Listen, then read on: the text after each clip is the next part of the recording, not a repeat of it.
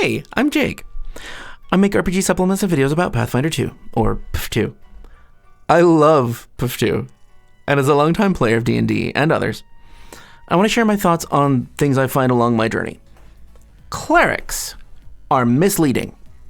We're presented with two options, or doctrines, subclasses. War Priest, punching demons in the face, or Cloistered Cleric, casters who are close to their deity. They're also kind of healers. But really the first two options we have are Cloistered Cleric or Champion. Even after the remaster, the War Priest isn't great in combat, and yeah, you could use spells to shore up those weaknesses, but then just play a Cloistered Cleric because you're using your spells anyway. Or if you really want to be a holy warrior, you'll play a Champion and maybe take extra focus spells, so you get a little bit more spellcasting. Or take a spellcasting archetype, like Cleric. So we'll pick Cloistered Cleric, because really that's the only cleric there is.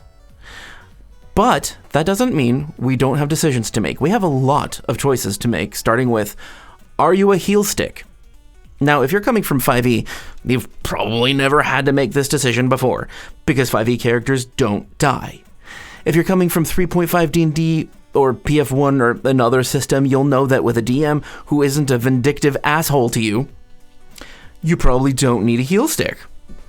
But there are some adventures and some DMs who require a heal stick. I didn't like it, but running the slithering as I have, we actually needed one for the first third of the adventure. The monsters just do so much freaking damage and have a metric shit ton of hit points, so they just keep knocking people down round after round. Point is, you probably won't need to be a heal stick. Ask your DM. No matter what though, there will be emergencies where you need to be able to heal as much as possible. Luckily for you, you have 4 heal spells, because that's how clerics start out now. So you're probably just fine with that healing and no other healing. That means that barring a meat grinder of an adventure, you can pretty much have any theme you want. And each domain lends itself to a different theme. So pick a theme, find a domain that fits, then choose a deity over that domain. If it's hard to have that deity and play in the adventure, talk with your DM. They'll likely have another option for you, so you can still have that domain that's really cool. My favorites? The weird ones, of course. Void, Abomination, Plague, Tyranny. All of these are powerful mechanically and have a great, clear sense of identity, and they're written well. If you're a cleric of Abomination, you fucking feel like one. And Tyranny is really good against casters, so they each have their niches. The shittiest domains. Confidence. It lowers your own frightened condition. Yay. Duty. You create an item that tells someone else if you do something that you promised within the time frame. It's just a plot device. Screw it. Your DM will cover it. Healing domain. The person targeted with this, their focus spell, heals 2 more points every time they're healed. Okay, it increases by level, fine, but it's essentially the same ratio the whole way along. They heal a little bit more every time they're healed directly by a spell. As in, like a heal over time spell doesn't heal that extra 2 or more multiple times. It's just 2 each spell. Can't you use a different focus spell that might, prevent damage or summon monsters to get in the way or give cover to your allies or raise dead? I don't know, something that's not that? Or the protection domain. You take some of another character's damage. It's just spreading damage around. So sure, it allows your tank, if you have one, to take more hits, but it kills you faster. Unless you're healing yourself, then you're not healing your main damage taker unless you spend 3 actions to heal a group. Okay, so it's eating up your actions. It's just messy. There are better options. Secrecy domain. It quiets the voice of someone within 30 feet. It doesn't stop casting either. What does this help? Like, if you're trying to keep people quiet, like you're in reconnaissance, you're sneaking around, trying to make sure the guards can't warn other guards, and you cast a spell on them, they ring a bell. they fire a gun, they enter combat, and they have metal ringing sound, or they cast a spell, because they still can. It doesn't hinder anything. Just get a freaking assassin to knock them out, poison them, cast a hold spell on them, make them go to sleep. This is not that useful.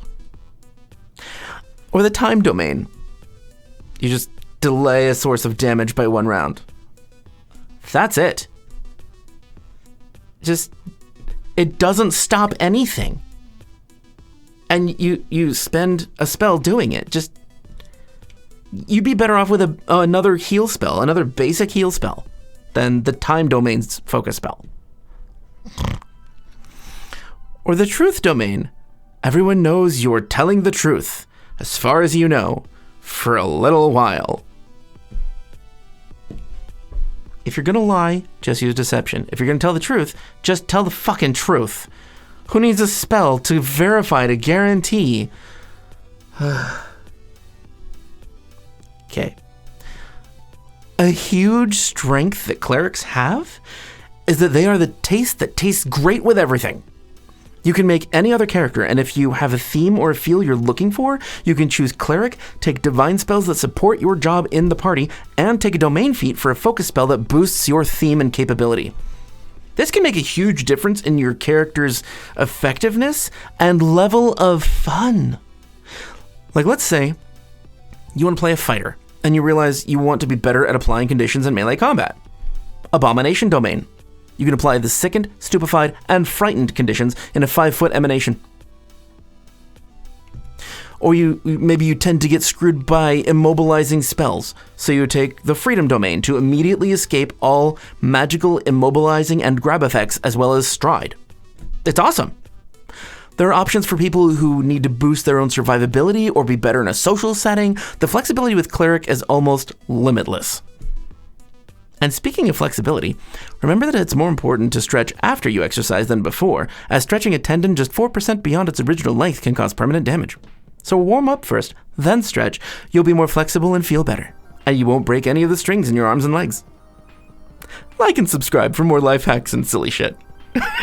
Thank you for watching, and thank you to my patrons. I truly appreciate you guys. And I'm glad we can all chat on Discord. It's become a fun and useful place for character research and just bouncing ideas off each other. You can join my Discord on my About page. There's a link there. Here's a playlist of some of my favorite videos, and here's some random bullshit that YouTube recommends.